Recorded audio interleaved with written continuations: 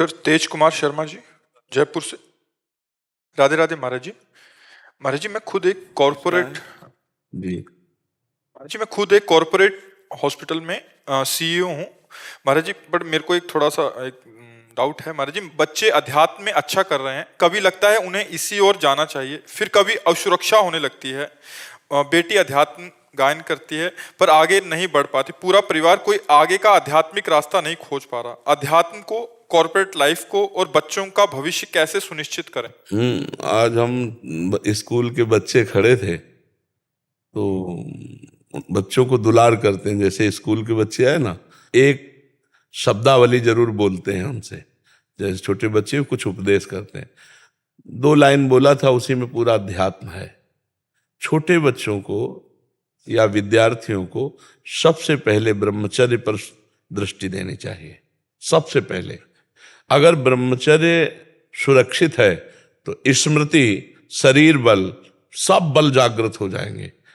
ब्रह्मचर्य पर अपने बच्चों को शिक्षा देनी चाहिए, बिल्कुल मित्रवत बैठाल कर उनको शिक्षा। बच्चों को कहा कि तुम अपने ब्रह्मचर्य पर ध्यान देना। जो बच्चा तुम्हें गंदी बात सिखाए वो तुम्हारे लिए बहुत दुश्मन की तरीके। ऐसे बच्चों का संग न करना, कोई गंदी बात मोबाइल से ना देखना।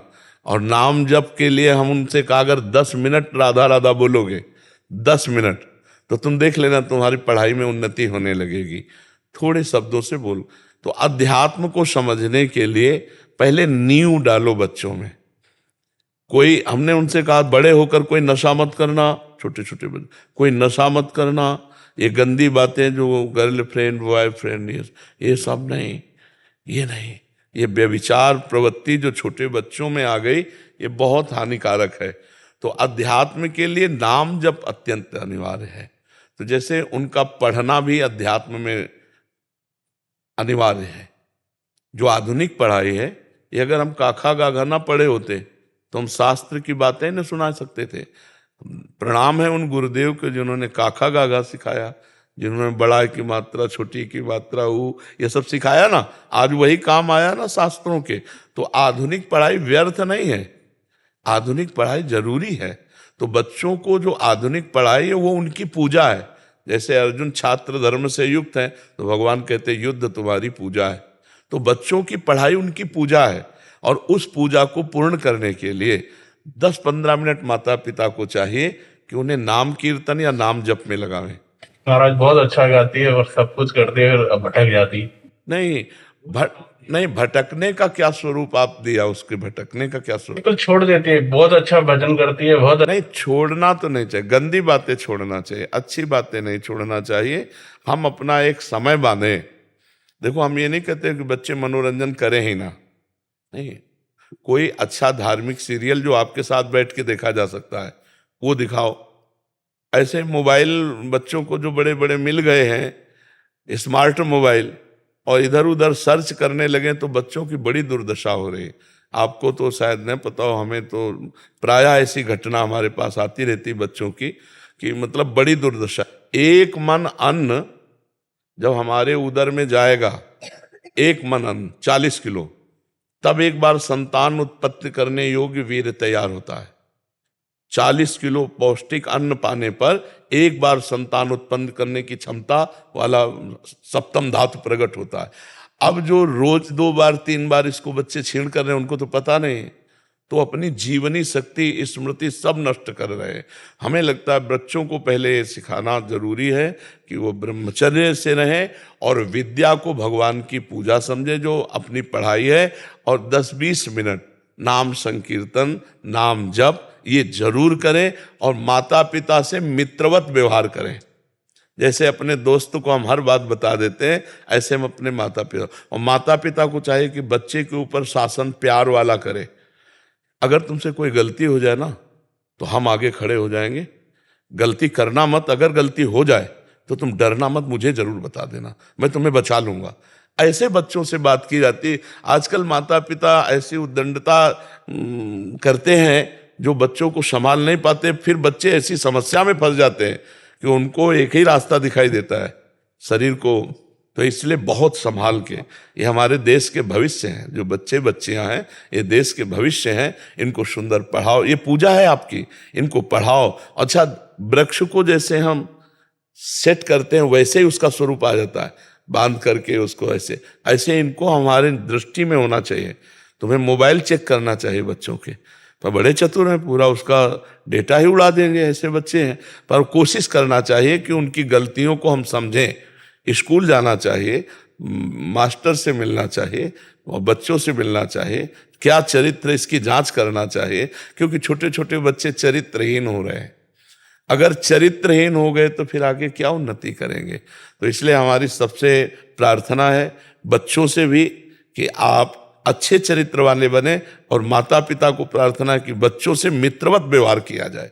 समय का होता है ना, अब बच्चे इतने प्रवीण नहीं कि आपकी डांट को वो प्यार समझें, तो अब वो काट थोड़ी डालेंगे, वो तो उनका एक प्यार है जो एक शासन कर रहा है। लेकिन बच्चे इस बात से भयभीत हो जाते हैं, अगर पापा ये बात जान गए, मम्मी ये बात जान गई, अब वो अंदर ही अंदर घुटता रहता है और उसको कई तरह से टॉर्चर होता है दिमाग का बच्चों के साथ।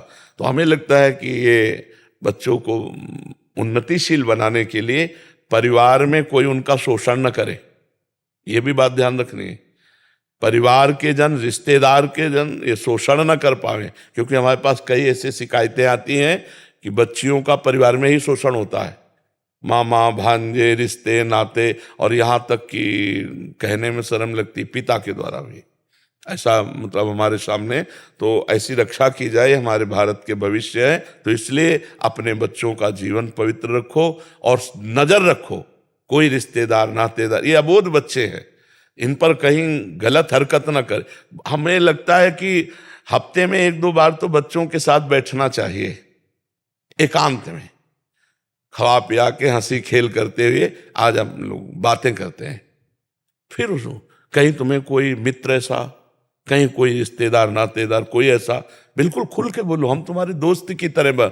ऐसे बच्चों को प्रेम देना चाहिए। अगर वो फेल हो जाते हैं तो हम मित्रवत व्यवहार उस समय करें, कोई बात नहीं, हम फिर मेहनत करके पैसा लगाएंगे, आप पढ़ने में ध्यान दीजिए। इस बार कमजोर पढ़ाई की, हमें लगता है इसलिए फेल हो गए, आप प्रयास कीजिए। अब जैसे फेल हो गए और ऐसा, अब वो बच्चा छोटा सा, छोटा दिमाग, वो फिर कोई न। महाराज जी ये दो ही मुख्य कारण है महाराज जी। एक तो है जो पढ़ाई आदि में असफल हो गए, फिर घर में ये, और दूसरा बाहर रहते हैं बच्चे तो दोस्ती हो जाता है कहीं, तो फिर वो घबराते हैं क्योंकि घर में ऐसा बताएंगे। तो जैसे आपने बोला मित्रवत व्यवहार रहेगा, और दूसरा उनको जब असफल होने पे भी उत्साह मिलेगा कि नहीं तुम आगे और बढ़ो, तो एक बहुत अच्छा। हाँ, और जैसे 10 मिनट बैठ करके सत्संग सुनाओ, 10 मिनट अगर हम सत्संग सुनाएंगे रोज बच्चों लायक, जैसे ब्रह्मचर्य पर है, मित्रता पर है, कई ऐसे चैप्टर हैं, मन पर है, आपका मन आपको परेशान कर रहा हो तो कैसे बचना चाहिए, आखिरकार मन को शांति के लिए क्या करना चाहिए,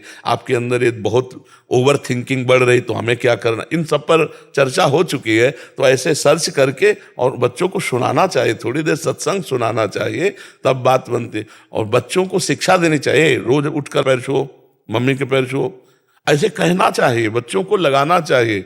हम लोगों को सिखाया गया था, इस सुबह उठो, पहले हाथ के कराग्रे वस्ते लक्ष्मी कर बदे, पृथ्वी माता के पैर छू, फिर उठकर पिताजी माताजी सब बड़े जनों के पैर छू। ऐसा भगवान भी करते थे।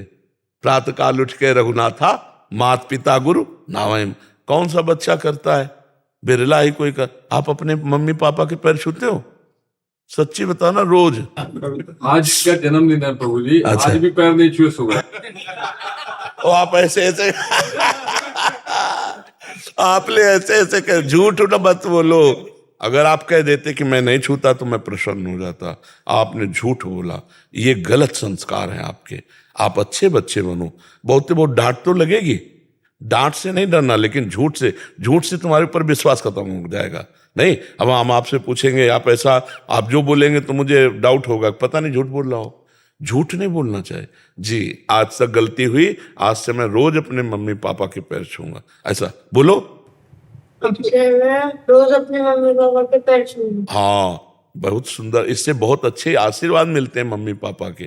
ठीक है, महाराज जी अगर कम शब्दों में बच्चों के लिए, क्योंकि माता पिता महाराज जी बच्चों को कहते हैं तो बच्चे आजकल ऐसे माहौल में रहते हैं कि वो सुनना ही पसंद नहीं करते कि ये तो समझ नहीं पा रहे कि जो हम, तो महाराज जी बच्चों के लिए कि वो उनकी दिनचर्या क्या हो, मतलब जैसे आप बता रहे हैं। हाँ, बच्चों की दिनचर्या में क्या है कि पहले तो उनको समय से उठाना चाहिए, सूर्य उदय के पहले उठाना चाहिए, क्योंकि जब सूर्य भगवान उदय होते हैं तो बुद्धि, श्री, यश ये सब नष्ट कर देते हैं। जो शयन करता है उसकी आयु भी नष्ट होती है, श्री कांति भी नष्ट होती है और स्मृति भी नष्ट होती है, बुद्धि भी नष्ट होती है। सुबह जब उठ करके सूर्य भगवान को नमस्कार किया जाता है और गायत्री मंत्र उच्चारण किया जाता है तो उसमें यही है कि मेरी बुद्धि को सत्य की तरफ प्रचोदयात, प्रेरित करो।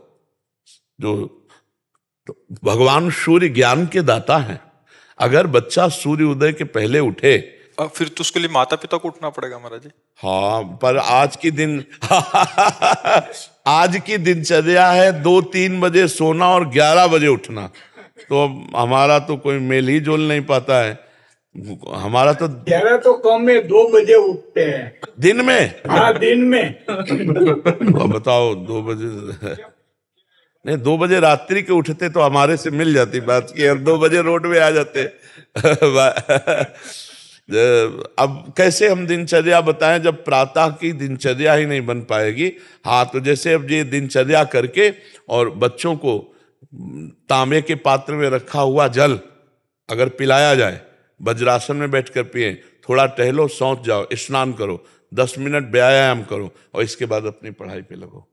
तांबे के जो पात्र में रात भर जल रखा रहा है उसमें पावर होता है, बौद्धिक शक्ति और पेट साफ करने का पवित्र जल होता है। अगर उसको गर्म कर लेते हैं तो पेट के लिए और लाभदायक होगा। थोड़ा हम गर्म करके उस जल को लेकर शौच करके, स्नान करके व्यायाम करें और व्यायाम करके पढ़ाई करें, और हम उस पढ़ाई के समय ये भाव करें ये हमारे भगवान की पूजा है। क्योंकि बच्चों को ज़्यादा पूजा पाठ में, पढ़ाई में लगाओ, पढ़ाई करें, और इसके बाद जब बाल भोग पाने का समय तो 10 मिनट राधा नाम कीर्तन करो और वो बाल भोग पाओ। 10 मिनट नाम के बाल भोग और फिर अपने स्कूल जाओ। मोबाइल आदि दे तो उनकी सावधानी रखे, और शाम के शयन करते समय बच्चे को चाहिए 10 मिनट भगवान नाम स्मरण करते हुए ये देखे कि हमसे आज कौन सी गलती हुई, और वो उस गलती को बार बार सोचे कि आगे से गलती नहीं होगी। अगर वो नहीं समझ में आ रहा तो अपनी गलती माता पिता से बतावे, तो माता पिता उसको समझावे। पर बात यहाँ यही फंसती है कि माता पिता नहीं सुधार पे चल रहे, नहीं भजन कर रहे, ना अध्यात्म को समझ रहे, ना दिनचर्या। अब जैसे बच्चा है और वो गर्भ में है और फिर सहवास करते हैं, फिर मैथुन करते हैं, तो उस बच्चे के ऊपर ऐसे काम के संस्कार जागृत होंगे कि वो जन्मई से कामांध होगा, आप ये समझ लो। और उसके ऊपर बहुत खूब प्रभाव पड़ता है। जिस दिन से गर्भ हो जाए उस दिन से माता पिता को ब्रह्मचर्य रहना। कौन माता पिता ब्रह्मचारी रहने, मतलब गर्भ की जो संस्कार प्रवृत्तियां हैं वो देने के लिए पहला लक्षण होता है। जब उस दिन माता को पता चल गया अब गर्भ हो गया तो अब सहवास बंद, जब तक बालक का प्रादुर्भाव नहीं होगा, और फिर शव तो उस तब तक ब्रह्मचर्य। अब इतनी क्षमता माता पिता में रह नहीं गई। माता पिता भागवतिक चिंतन करें, भागवतिक पवित्र भोजन बनाएं, भगवान को भोग लगाए, बच्चों को पवाएं, तो उनसे उनकी बुद्धि शुद्ध हो। अब ये सब होता होगा किन्हीं किन्हीं घरों में, लेकिन सब घरों में तो ऐसा नहीं होता होगा। पर ये जो प्रथा चली 11 बजे 12 बजे 1 बजे तक सोने की दिन की, ये बिल्कुल बुद्धि को भ्रष्ट कर देगी। सूर्य भगवान के उदय होते जो आदर नहीं करता भगवान सूर्य का, तो कम से कम उठ जाए, इतना आदर कर ले कि सैया छोड़ दे। मान लो ना अर्घ दे ना संध्या करे, उसकी बुद्धि नहीं काम कर रही, पर इतना तो कर दे। अब बताओ जब आप कहते हो कि 2-2 बजे दिन तक लोग सोते हैं। हाँ, एक यहाँ भगत जी आए थे, उन्होंने कहा 11 बजे के पहले तो मिल ही नहीं सकते, क्योंकि 11 बजे तो हम सो के उठते हैं, और यहाँ 11 बजे हमारी सारी दिनचर्या समाप्त हो जाती है 12 बजे रात्र से। और सबसे बड़ी बच्चों के लिए दिनचर्या ये है कि वो कभी भी गंदे बच्चों का संग ना करें, मोबाइल से गंदी बातें ना देखें, गंदी कोई क्रिया ना करें, तो लड़कते पड़कते वो भगवान की तरफ, अध्यात्म की तरफ चल सकते हैं। लेकिन गंदे आचरण करेंगे फिर। विमल कौशिक जी, दिल्ली। राधे राधे महाराज जी। राधे राधे महाराज जी। महाराज जी, आजकल के माहौल में काम करने की वजह से आहार, जहाँ काम करते हैं जहाँ ऑफिस हाँ, ये आते बड़ी समस्या है। बाहर ये आचार विचार हमारे थोड़े खराब हो जाते हैं। ये जैसे बहुत समस्या है, सबके लिए समस्या है, क्योंकि प्रायः कोई नौकरी करता है, कोई व्यापार करता है विभिन्न प्रकार से, तो देश विदेश जाना होता है, प्रदेश दूसरे प्रदेश जाना होता है, और होटलों में ही उदर पोषण करना होता है, तो बड़ी अपवित्रता का साम्राज्य होता है। वो जो सामने बन के आता है वो तो फ्रेश लगता है, लेकिन बनाने वाला और जो भीतर पदार्थ है, तो बनाने वाले का भाव और अन्न का भाव ये हमारी बुद्धि पर पड़ता है। अब रजोगुणी तमोगुणी लोग बनाने वाले, तो मतलब भोजन बनाने वाला और भोजन उसका प्रभाव मन पे पड़ता, पक्का समझो, पक्का समझो। जब युधिष्ठिर जी महाराज प्रश्न करते हैं, भगवान श्री कृष्ण प्रेरणा करते हैं और भीष्म जी उत्तर देते हैं, तब द्रौपदी जी वहीं बैठी थी और हंस के कहा कि आज बहुत ज्ञान आ रहा है आपको। लेकिन सभा में चीख चीख के पूछ रही थी, क्या ये धर्म है कि महाराज युधिष्ठिर पहले अपने को हार जाते हैं, फिर वो मेरे को हारने का अधिकार क्या रखते हैं? क्या ये धर्म है? तब उस समय आप क्यों नहीं बोले थे? तो उनका पापी दुर्योधन का अन्न पाए थे, इसलिए बोल नहीं पाए। 6 महीना हो गए बाणों की नोक पर पड़े हुए, तो सारा खून बह गया। अब हमारी बुद्धि पवित्र, जो प्रश्न करो वो उसका उत्तर ले लो। तो ये बात समझो, भीष्म जैसे महापुरुष, दुर्योधन जैसे अधर्म युक्त वृत्ति वाला, तो उसका प्रभाव पड़ा। तो हमें भोजन पर तो बड़ी समस्या है, कि बहुत समस्या है, बहुत ही समस्या है, क्योंकि व्यापार नौकरी पेशा वाले अब कई कई दिन बाहर रहते हैं, उनको होटलों का ही खाना होता है, पर अब कैसे जिए यही समस्या है, कहा नहीं जा सकता। मर्जी इनका एक और आ गया है कि ये तो है ही है मर्जी बड़ी प्रॉब्लम, क्योंकि अभी जैसे ऑफिस में रहते हैं तो सारे जन रहते हैं, तो वहाँ खाना पीना उनका अशुद्ध रहता है। उसी के बीच में मैं खाता तो नहीं हूँ, बट बैठना पड़ता है, बट अभी साथ काम करना है तो इसलिए उन्हीं के साथ खाना पड़ता है। तो मर्जी ऐसे आचार विचार बिल्कुल, तो बड़ी समस्या है। अब जैसे आपके मित्र हैं, शराब पीते हैं, मांस खाते हैं, गंदी वस्तुएं पाते हैं, तो फिर आप उनके सामने, तो वो आपका उपहास करेंगे, आपकी अवहेलना करेंगे, उन्हीं के बीच में रहना, उन्हीं पर। ऐसे में अगर भजन कर ले गए तो भगवान की विशेष कृपा है। लंका में विभीषण जी भजन कर ले गए, नहीं कर गए? और स्थिति जिम दसनन मोह जीव विचारी, जैसे 32 दांतों के बीच में जीव, ऐसे विभीषण जी थे। तभी हनुमान जी को आश्चर्य हुआ जब वो राम राम राम राम नाम ते सुमिरन की ना, हृदय हरस कप सज्जन। पहले तो ये शंका हुई, लंका निश्चर निकर निवासा, यहाँ कहाँ सज्जन कर वासा? ऐसा साधु कौन है भाई कि यहाँ लंका में राम राम जप रहा है? तो विभीषण जी लंका में भक्ति कर लिए, तो हम भारत में तो कर ही सकते हैं क्यों? हमको अपने नियमावली में रहना। और एक बात बता दे, जय भोजन सामने जब तुम्हारे आवे तो भगवान का चिंतन करते हुए राधा राधा राधा और एक एक कवल ऐसे पाओ, तो भोजन असत वस्तु है, लेकिन राधा नाम सत वस्तु है। वो आपकी बुद्धि को भ्रष्ट नहीं होने देगी किसी भी परिस्थिति में हो। जैसे कुछ हमारे जो शरणागत शिष्य हुए, जिससे ऐसी ऐसी जगह उनको जाना पड़ता है कि जिसमें प्याज लहसुन के सिवा भोजन मिलेगा ही नहीं, प्याज लहसुन नहीं मिले, और दीक्षा लिए तो कैसे चले? तो हमने कहा थोड़ी सी किशमिश, किशमिश ऐसी चीज है कि 2-3-4 महीने तक बनी रहेगी। एक किशमिश भगवत प्रसादी है, उसको डालो और भगवान का स्मरण करते हुए पालो, वो कुछ नहीं बिगाड़ पाएगा। अब वो सहज में सबके लिए नहीं है, वो किसी विषम परिस्थिति के लिए, कि परिस्थिति ऐसी है। हमें लगता है कि बाहर जो घूमते हैं उनकी परिस्थिति ही ऐसी है कि प्रायः मतलब अपवित्र पात्र होंगे। अब उसी में आप पाके गए, उसी में शराब पीने वाला पाके गया, उसी में अपवित्र आचरण करने, तो पात्र तो अपवित्र है, फिर अंदर जो बन रहा है वो बड़ा। अब ये बुद्धि पर इसका प्रभाव पड़ता है, बहुत समस्या है। नहीं, इस समस्या का समाधान मतलब वो तो केवल हम बाहरी रूप से दे रहे हैं, बका कोई समाधान नहीं। मर्जी एक ट्रक ड्राइवर आए थे, हाँ वही, हाँ, कह रहे कि मैंने अभी 4-5 महीने से छोड़ दिया। मैंने कहा नहीं, आप चालू कर दीजिए। कह रहे घर परिवार में अर्थ आदि की समस्या हो रही है। कह रहे ट्रक चलाता हूँ, अभी निकले और कहाँ जाके रुकेंगे पता नहीं है। बिल्कुल, और कैसा ढाबा आदि है तो कितना भी उनसे सात्विक लेने का प्रयास करो बट बर्तन वही है, सब कुछ वही है, बड़ी बिल्कुल। पर नाम जप अगर करते रहोगे तो भ्रष्ट नहीं होने देंगे, ये हमारी बात है। नाम जप, राधा राधा राधा, कैसी भी परिस्थिति में हो भगवान का नाम, सादर सुमिरन जे नर करहीं भवसागर।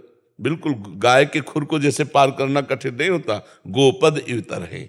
अगर सादर भगवान का नाम सुमिरन कर रहे, सब मंगल हो जाएगा।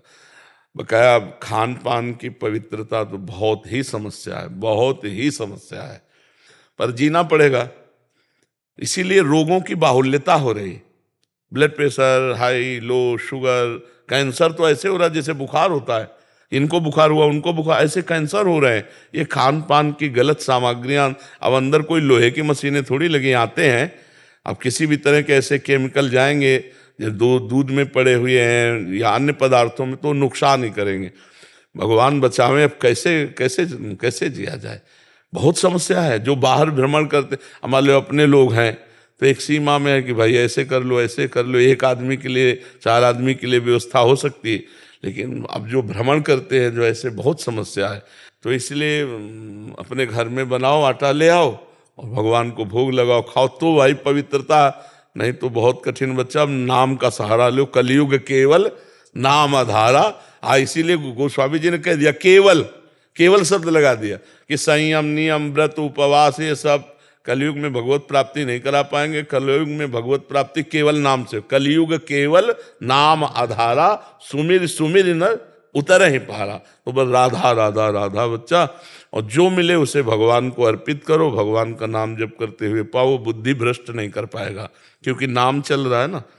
नाम पहारू दिवस निसी, अगर नाम का पहरा है तो हमारी बुद्धि सुरक्षित रहेगी। ठीक है महाराज जी, कभी कभी तो जैसे आपके महापुरुषों के संग में रह रहे हैं तो अभी कली काल का ऐसा प्रभाव नहीं, बट महाराज जी बहुत भयावा लगता है कभी कभी कि बाहर, अरे बाहर। और आगे अभी तो आप गुरुजन विराजमान है महाराज जी, आगे चल के महाराज जी कैसे कैसे नहीं है तो भयावह स्थिति, क्योंकि देखो दूसरों का हित चाहने वाले बहुत कम दिखाई देता है वो, कि हम परोपकार की भावना से, लेकिन उसमें नाम और रुपया और पैसा, तो इससे जगत कल्याण फिर नहीं होता है।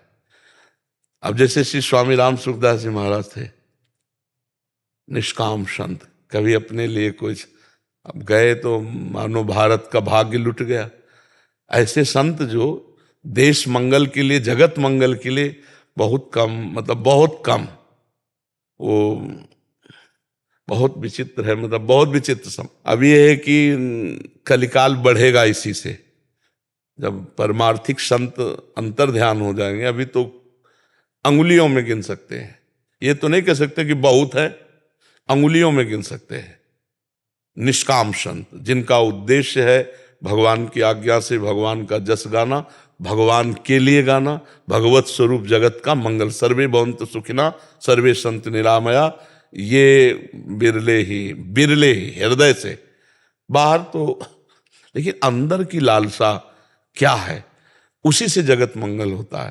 तो सुबह से लेकर के 11-12 बजे तक भजनानंदी संत भजन करते थे।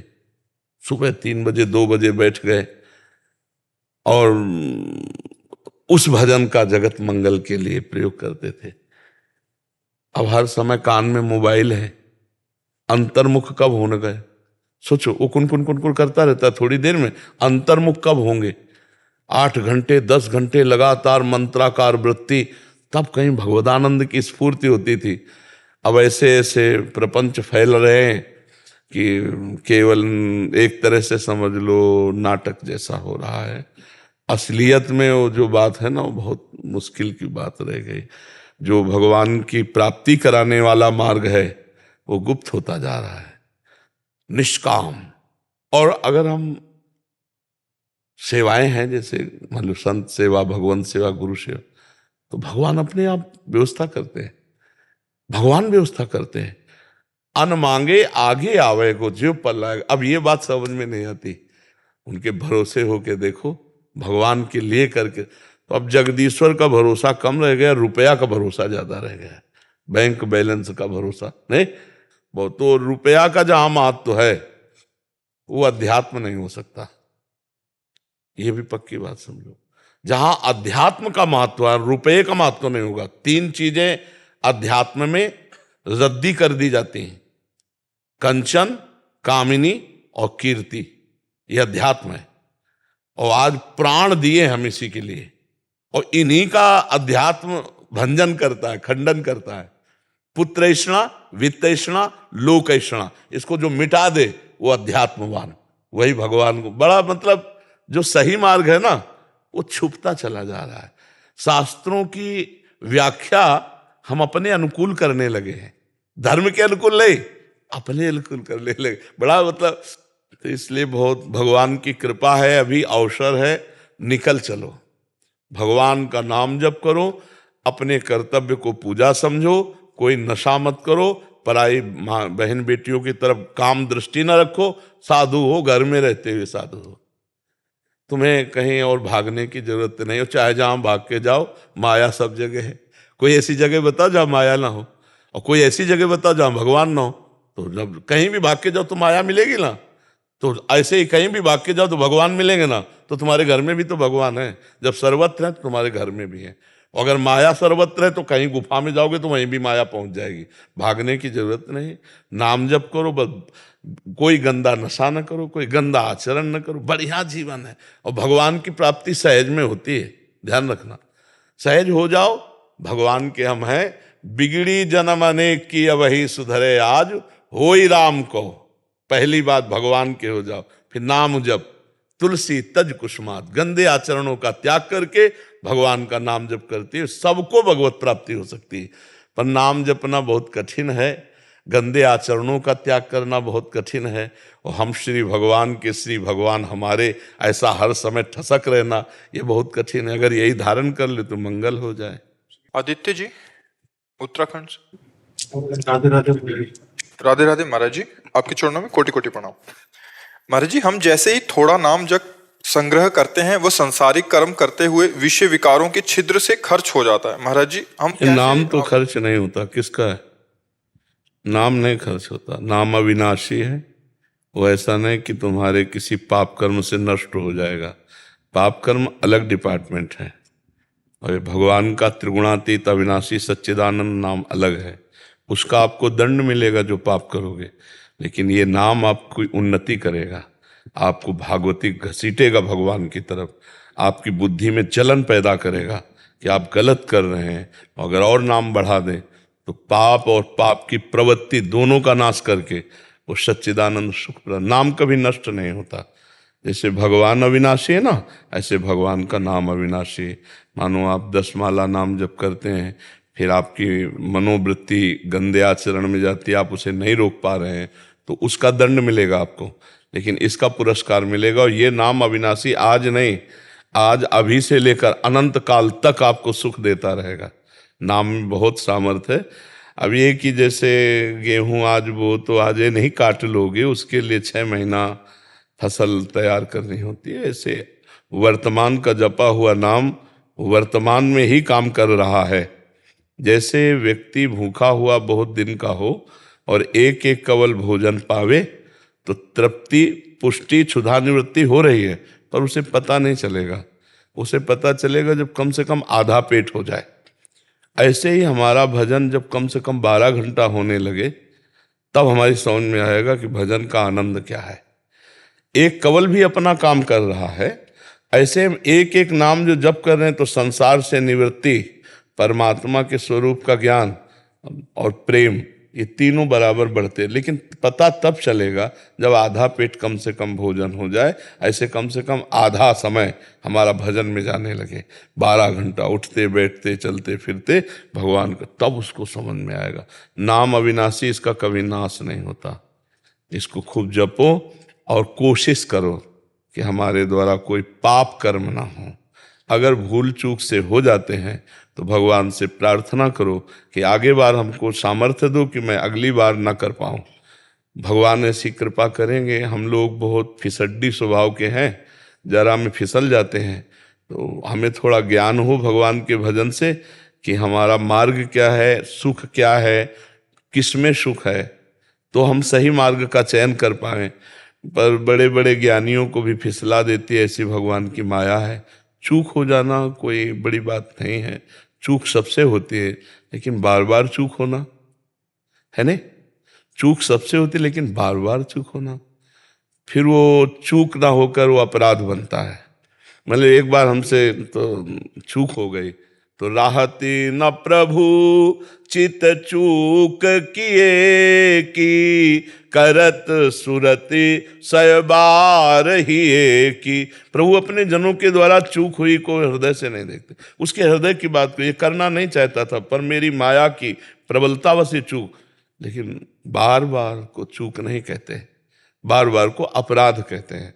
तो हमें लगता है आप कोशिश करो कि जिन गलतियों को आप जानते हो उनकी पुनरावृत्ति ना हो। अगर फिर भी हो जाती है तो निराश और उदास और हताश होने की जरूरत नहीं। ये बहुत बड़ा फिसलन का मार्ग है, तो हम कभी भी फिसल सकते हैं, पर हम कोशिश करें कि ना फिसले। भगवान बल देंगे, भगवान कृपा। बहुत बड़ा फिसलन का मार्ग है। अपने लोग जिंदगी चले ना तो अपने लोगों को पता है।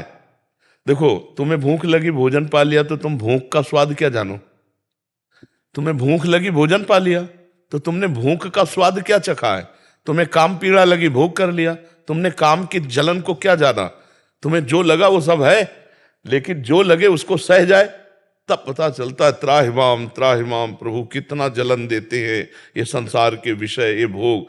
तब वो धीरे धीरे जलते। देखो, कच्ची मटकी में एक चुल्लू पानी डालो, पूरी मटकी फैल जाएगी, और जब आग में तपा दी जाती है तो वही वर्षों खूब भर के पानी रखो, कुछ नहीं फर्क पड़ता। तो ऐसे ही भगवान के मार्ग में हृदय को पक्का किया जाता है।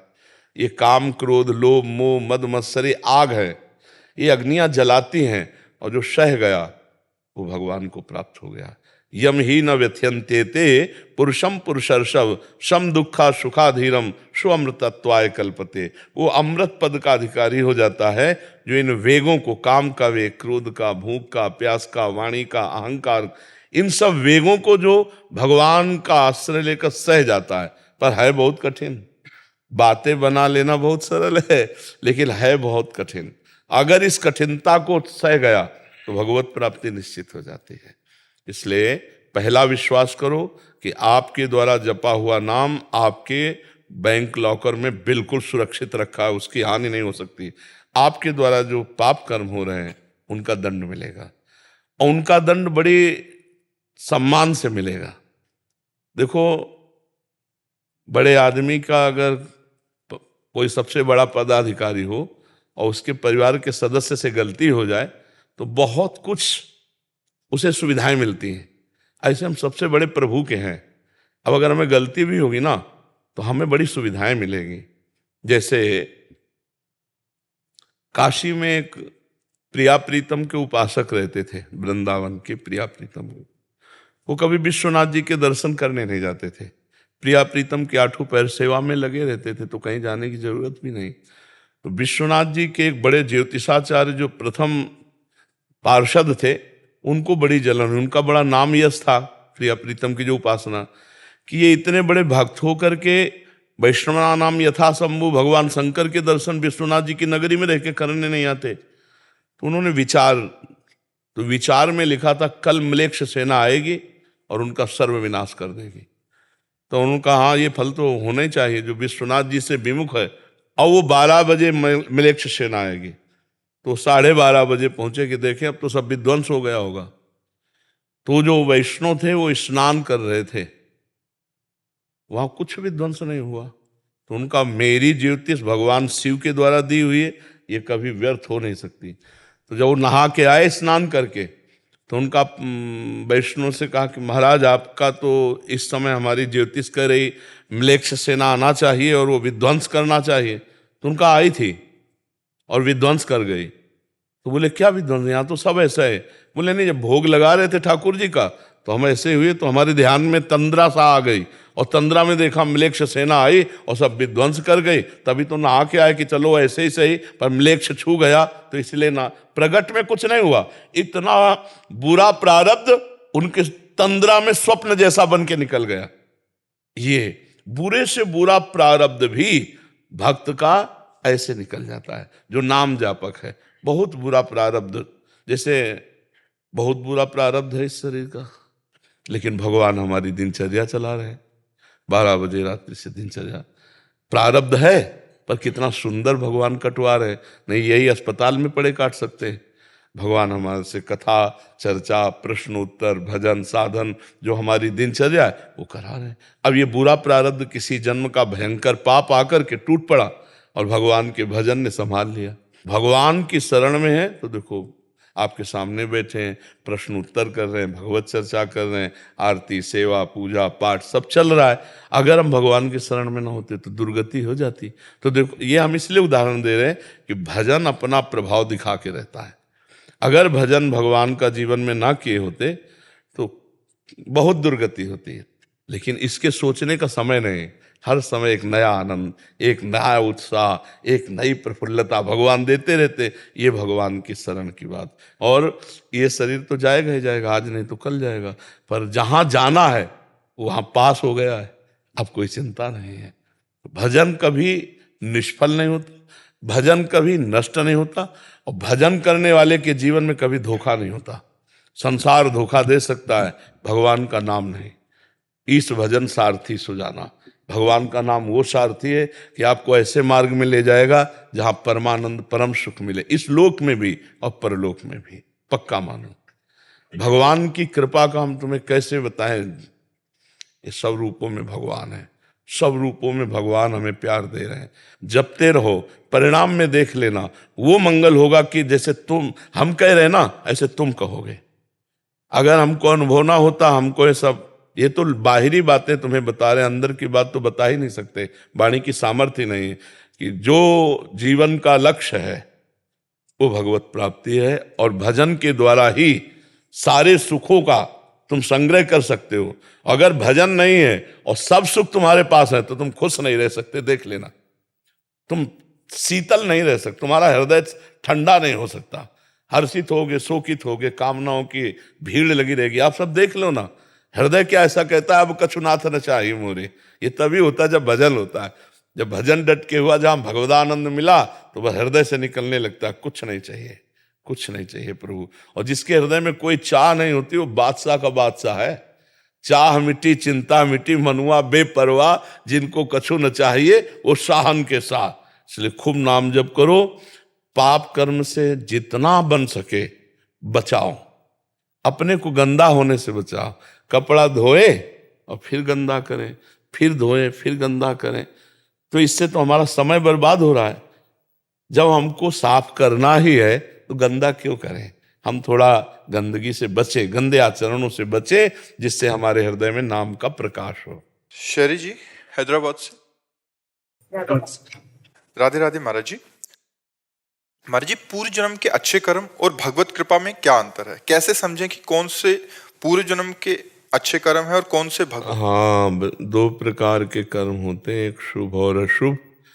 शुभ को पुण्य कहते हैं, जिसका परिणाम सांसारिक सुख होता है, सांसारिक उन्नति होती है, सांसारिक लाभ होता है। जो अशुभ कर्म होता है वो विपत्ति, रोग, दंड, बाधा, चिंता, शोक इनके रूप में आता है। लेकिन जो कृपा होती है वो संत समागम, भगवान के नाम जप में रुचि, भगवान के लीला धामों में आसक्ति, भगवान की लीला चरित्र सुनने का सौभाग्य, ये कृपा से होता है। अब मोहि भाव भरोस हनुमंता, बिनु हरि कृपा मिले नहीं संता। संतों का मिलन भगवान की कृपा।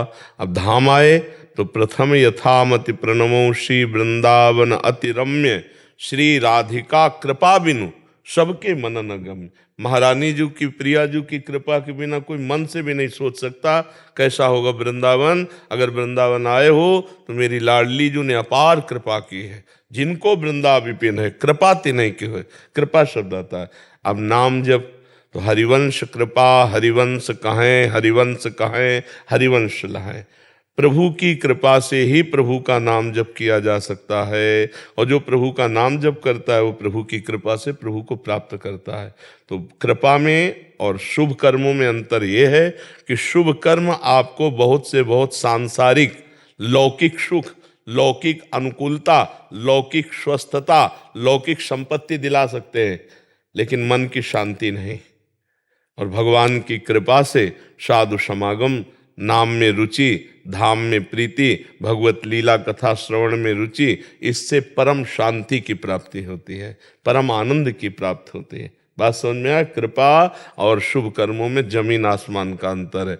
किसी के इतने बड़े पुण्य नहीं है कि हम जो है मनुष्य शरीर प्राप्त करते। ये कबहू का करि करुणा नर देही और देत ईस बिनु हेतु सनेही। हमें तो कृपा ही कृपा नजर आ रही। हमारे तो पुण्य तो क्या, हमारे तो पाप प्रकट हैं, पुण्य क्या कर पाते। ये तो कृपा ही है कि जो हमें मनुष्य शरीर दिया, हमें भजन मार्ग का परिचय दिया, भजन में लगाया, धाम आदि का वास दर्शन आदि, ये सब कृपा है।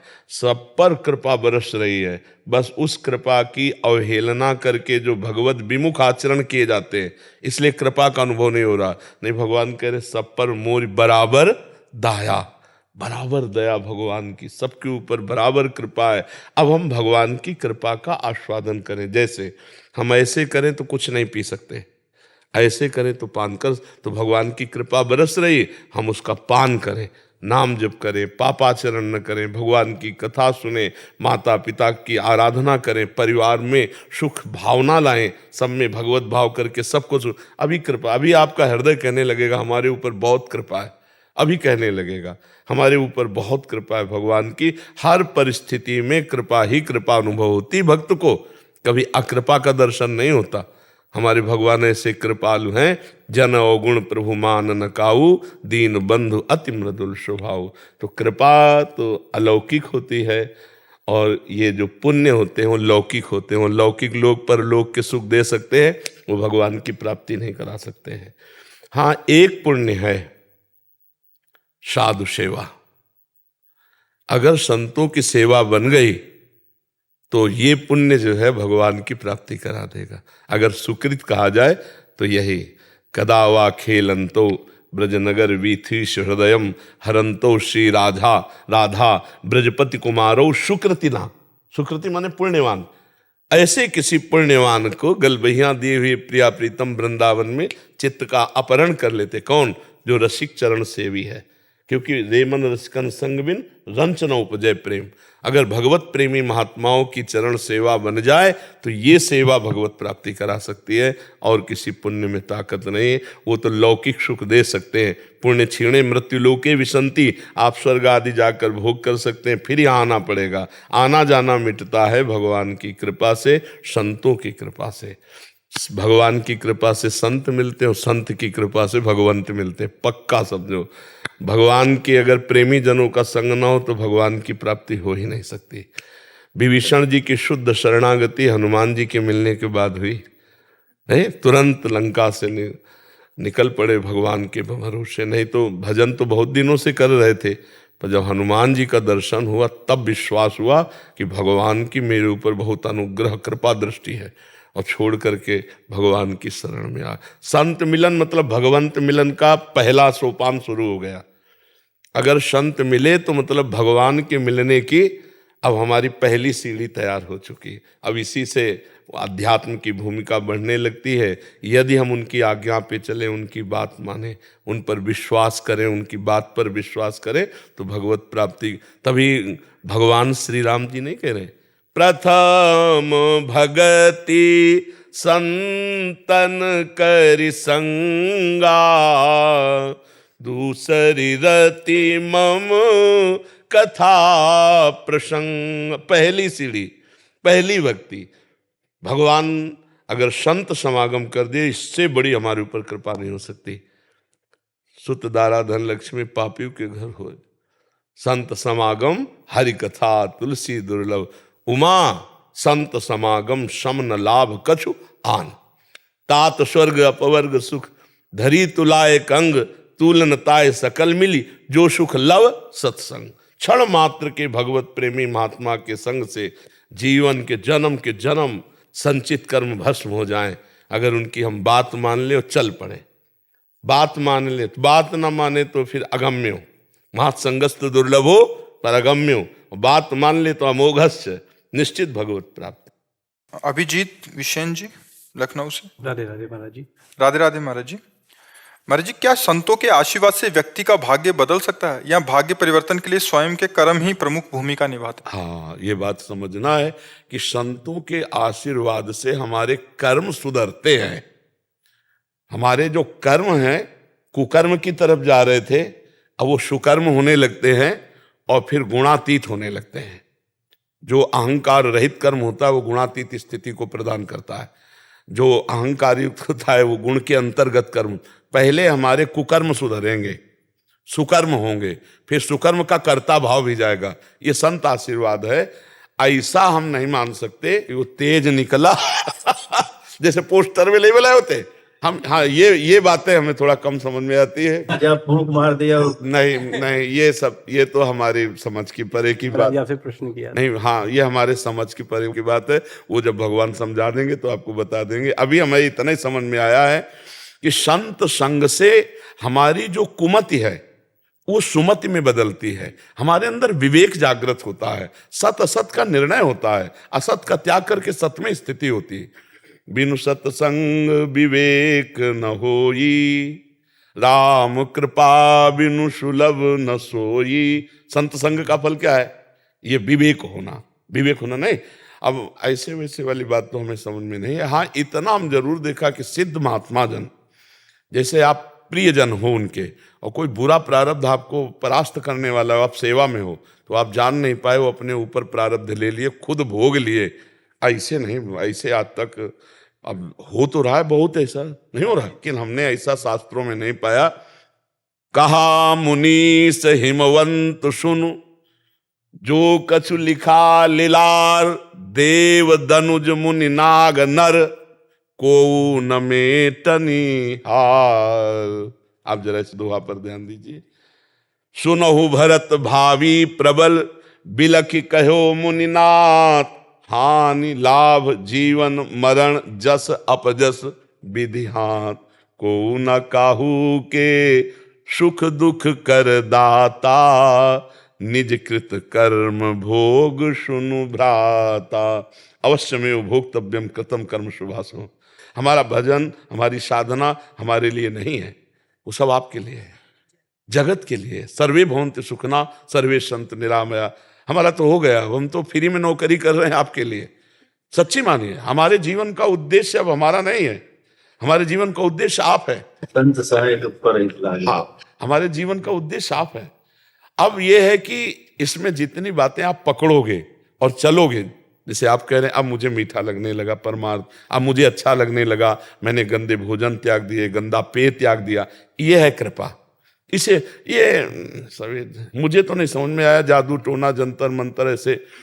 मन संभलेगा, राम राम में लगाओ, हरि हरि में लगाओ, कृष्ण कृष्ण में लगाओ। हम तुम्हारे मन की सब बात बता दें तो क्या हो जाएगा? तुम सच्चिदानंद में डूब जाओगे क्या? तुम परमात्मा स्वरूप में स्थित हो जाओगे क्या? होगा तब जब मन को निरंतर प्रभु में लगाओगे। सच्ची बात मान लो, उठते बैठते चलते फिरते राधा राधा राधा राधा, फिर देखो आनंद की बौछार अंदर से आने लगेगी। अभी थोड़ा कम है, बड़े बड़े संत महात्मा विराजमान है, आगे चलकर केवल केवल ही पाखंड का बोलबाला रहेगा। कलयुग तभी बढ़ेगा ना। अभी तो मान लो विज्ञ संत जन है जो परमार्थ को जानते हैं, नहीं तो पूरा का पूरा नाटक, कोरा नाटक। सत्य मार्ग को समझना, सत्य मार्ग में चलना थोड़ा कठिन है, लेकिन सत्य से ही आनंद मिलेगा। आप इतनी बात समझ लीजिए। बार बार प्रार्थना करते, कोई भी इतना बड़ा, जब एक तांत्रिक था वो संतों को परेशान करता, तो करपात्री जी गए, धर्म सम्राट करपात्री, नारायण नारायण नारायण, शुरू करो अपना तंत्र मंत्र। अब वो थोड़ी देर कुछ नहीं, तो उनका आप धर्म सम्राट करपात्री जी हो क्या? उसने देखा तो था नहीं, तो उनका तुमको इससे मतलब नहीं, तुम चैलेंज करते हो बहुत बड़े तांत्रिक, तुम्हें जो आता हो कहो। और हम 3 बार नारायण नारायण कहेंगे, और अगर संकल्प कर लिया तो तू समझ, तो चरणों में गिर गया। और हमारा मन प्रभु में अगर लगाए तो वो भोग हमको कष्ट नहीं देगा।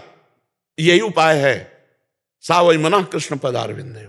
अगर मन सुख दुख का भोगता मन है और मन परमात्मा में लगा है तो आनंद है ना। शरीर स्वस्थ है, मन भोगों में लगा है तो जल रहा है, वो जल रहा है। जब भगवान को यहां आकर के चैन से रहने को नहीं मिला तो तुम्हें कहां से मिल जाएगा? हमें बता दे। है? सुबह राज्याभिषेक हो रहा है, सामयिक 14 वर्ष का वनवास हो रहा है, पैदा हो रहे हैं, कंस कारागार में ले जाए जा रहे हैं, गोकुल में वहां पूतना जा रही है, तृणावर्त जा रहा है, सकटासुर जा, भाग के वृंदावन आए, वत्सासुर, बकासुर, अघासुर, कहीं चैन से रहने, भगवान को चैन से रहने नहीं दिया संसार, तुम्हें कहां से चैन से रहने देगा। इसलिए अगर चैन वास्तविक, तो मन को जब हम आह्लादित कर पावे तो हमें चैन मिल जाए। मन आह्लादित होता प्रभु के चिंतन से। तब लग कुशल न जीव को, सपने हो मन विश्राम, जब लग भजत न राम को, शोक धाम तज का।